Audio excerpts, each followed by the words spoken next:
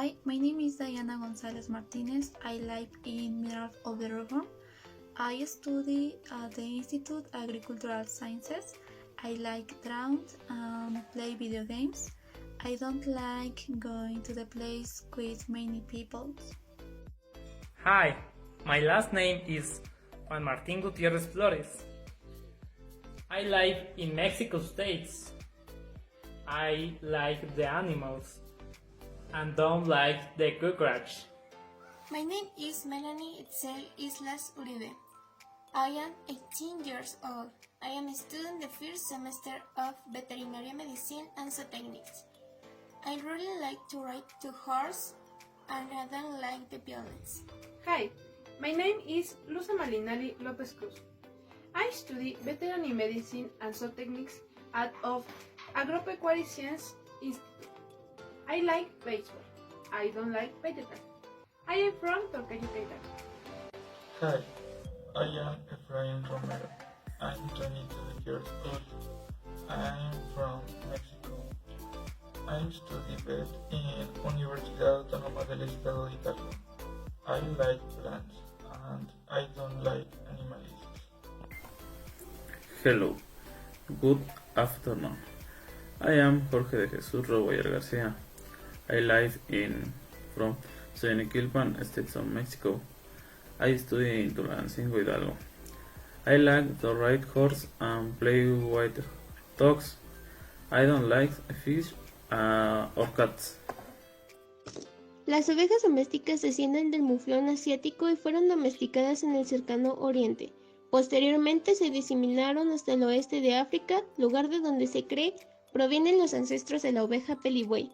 La oveja pelibuey fue traída a América por los españoles para alimentar a la tripulación de las embarcaciones durante la conquista. En el año de 1537 el Valle del Mezquital se pobló de ovejas, mientras que en la altiplanicie pulquera se comenzó a criar cerdos. Pronto surgieron los problemas porque los indios ya no podían beber el agua de los jagüeyes, porque siempre estaba enlodada y el ganado se comía con gran facilidad la cosecha del maíz. Debido a esto, hubo una serie de conflictos que los españoles aprovechaban para quedarse en esas nuevas tierras y formar nuevas colonias, como es el caso de Huichapan. La ovinocultura en el estado de Hidalgo está orientada principalmente al abasto de carne de cordero para barbacoa. Sin embargo, ante el auge de la demanda de carne de cordero a partir de la década de los 80, esta producción no fue suficiente, creciendo cada vez más el número de productores de esta especie, con la consecuente demanda de animales genéticamente superiores o que ofrecieron parámetros productivos superiores a los que representaban sus rebaños. Hoy en día, la ovinocultura es la principal actividad pecuaria en nuestro estado, siendo el segundo producto a nivel nacional y el principal proveedor de carne de ovino para la Ciudad de México, apoyado también por su cercanía. La barbacoa de borrego se convirtió en un platillo emblemático de Hidalgo, aunque también se prepara en estados de Tlaxcala, Querétaro y México. El término barbacoa se refiere al método tradicional de preparar diversas carnes, de borrego, de res, de aves e incluso de reptiles, cociéndolas en su propio jugo y bajo tierra.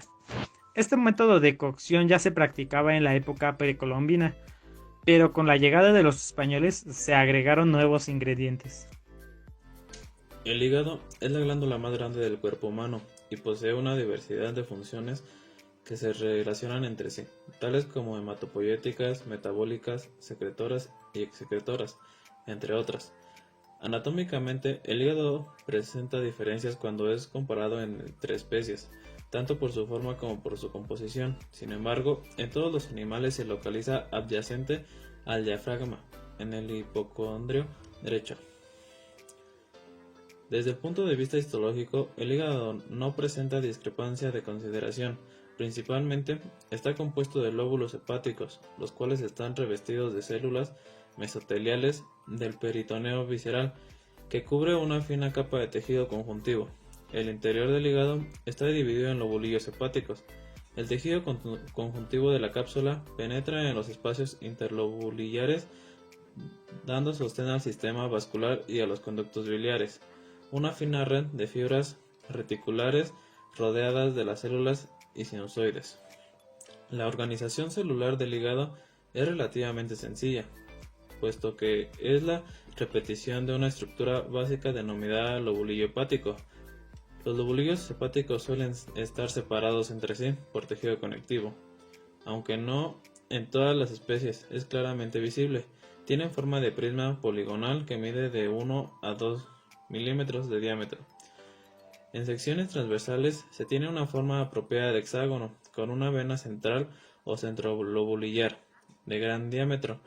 En los vértices del hexágono, entre los lobulillos contiguos, se encuentran los espacios portales formados por tejidos conectivos y por las denominadas tríadas portales, compuestas por una rama de la vena porta, una rama de la arteria hepática y un conducto biliar.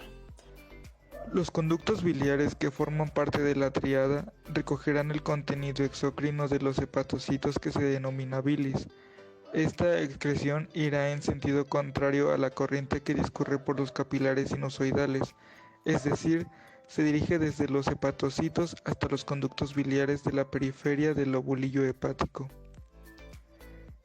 Esto es posible porque las membranas plasmáticas de hepatocitos continuos crean unos espacios interconectados que forman los denominados canículos biliares, los cuales se organizan en una red anatomosada que termina por fusionarse con los conductos biliares. Los hepatocitos suponen más del 75% del hígado y se organizan en láminas o trabéculas con perforaciones, frecuentemente de una célula de espesor, que se fusionan entre sí para formar un entramado complejo de forma parecida a una esponja. Entre las láminas circulan los capilares sinusoidales, que poseen un pequeño calibre, y entre el endotelio de estos y los hepatocitos existen unos espacios acelulares denominados espacios perisinusoidales o espacios de Dixie. Los hepatocitos son los responsables de la secreción endocrina en una gran cantidad de proteínas plasmáticas como albuminas, lipoproteínas, las cuales transportan colesterol, glicoproteínas como la transferrina y protombina, y fibrinógenos, responsables de la coagulación sanguínea. También almacenan y modifican vitaminas tales como vitamina A, vitamina D o vitamina K y hormonas tales como hormona del crecimiento. La insulina y el glucagón son hormonas degradadas principalmente en el hígado. Son centros de detoxificación de primer orden, participando en el catabolismo de toxinas y moléculas externas al organismo. Son importantes en el metabolismo de carbohidratos, como lo son la gluconeogénesis, glucogenólisis y glucogenogénesis, y la de lípidos, como la síntesis de triglicéridos y colesterol. Además, sintetizan a partir de amonio la mayor cantidad de urea que se produce en el organismo y que posteriormente será excretada en los riñones. En el hígado también se elimina por fagocitosis un 20% de los glóbulos rojos envejecidos. El 80% restante se elimina en el vaso por medio de los macrófagos denominados células de Kupffer. Los hepatocitos producen la bilis, que es recogida en los canículos biliares que desembocan en los conductos biliares.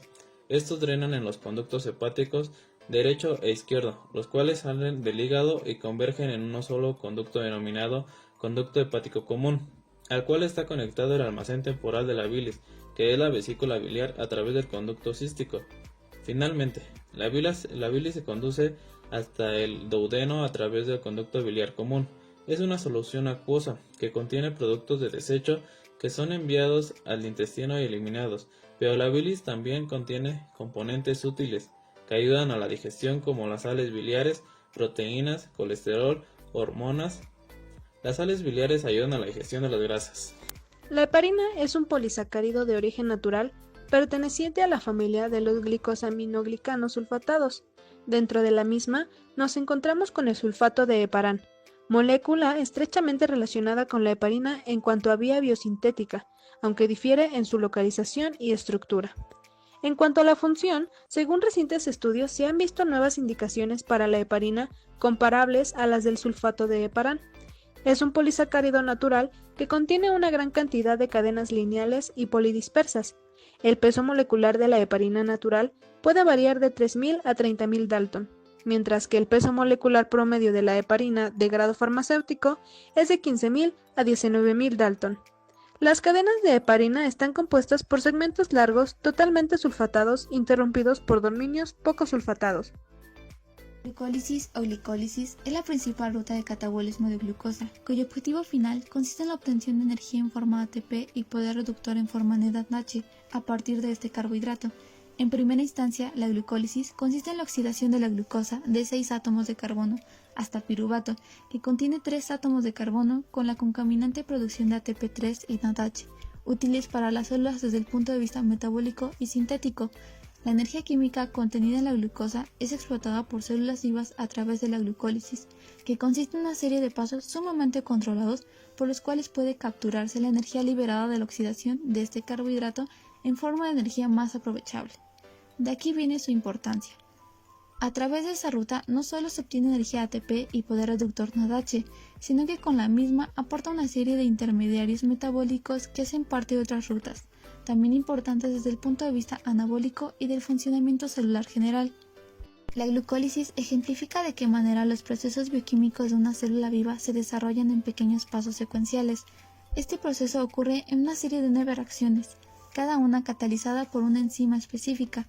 Durante la glucólisis, la molécula de glucosa de 6 átomos de carbono se divide en 2 moléculas de un componente tribocarbonado llamado ácido pirúvico o piruvato.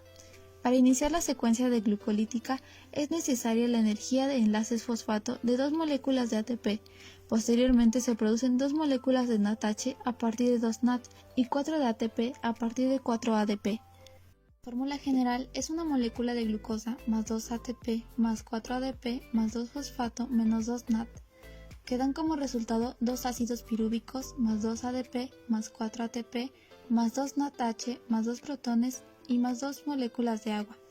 De esta forma, una molécula de glucosa se convierte en 2 moléculas de ácido pirúvico y parte de la energía originalmente contenida en una molécula de glucosa queda conservada en los enlaces fosfato de 2 moléculas de ATP y en los electrones de alto potencial redox de 2 moléculas de NADH. Durante el primer paso de la glucólisis podemos ver que el grupo fosfato terminal transfiere desde el ATP el carbono en la posición 6 de la glucosa y se forma glucosa 6-fosfato. En el paso 2 la molécula se reorganiza, la glucosa se transforma en fructosa y durante el paso 3 la fructosa 6-fosfato gana un segundo fosfato que proviene de otro ATP y produce una fructosa 1,6-bifosfato. Durante el paso número 4 podemos observar que el azúcar de 6 carbonos se cinde en 2 moléculas de 3 carbonos, la de hidroxiacetona fosfato y el gliceraldehído 3-fosfato. Los pasos 1, 2 y 3 de la glucólisis constituyen la primera etapa que consta de 3 reacciones y en donde hay una inversión o consumo de energía, es decir, consumo de ATP. El paso número 4 es la segunda etapa, que consta de una sola reacción y se produce la ruptura de una molécula de 6 carbonos en 2 moléculas de 3 carbonos. Continuando con los siguientes pasos, en el número 5, las moléculas de gliceraldehído 3-fosfato se oxidan o se pierden los átomos de hidrógeno con sus electrones y el NAD se reduce a NADH y un protón. Un ion fosfato se une a la posición de un gliceraldehído fosfato. Del paso número 6, el fosfato se libera de la molécula de bifoglicerato, reaccionando con una molécula de ADP y formando ATP. Para el paso número 7, el grupo fosfato remanente se transfiere de la posición 3 a la número 2. Durante el paso número 8, se elimina una molécula de agua del compuesto de 3 carbonos y finalmente, en el paso número 9, el fosfato se transfiere a una molécula de ADP y se forma una molécula de ATP. Toda la parte del paso número 5 al número 9 constituye la tercera etapa de la glucólisis, que consta de 5 reacciones en donde se produce una ganancia y obtención de ATP, específicamente en los pasos 6 y 9, y la reducción de NAD en el paso número 5. Una vez que llegamos al final, el ácido pirúvico puede seguir una de varias vías. Una vía es aeróbica, con oxígeno, y las otras son anaeróbicas, sin oxígeno.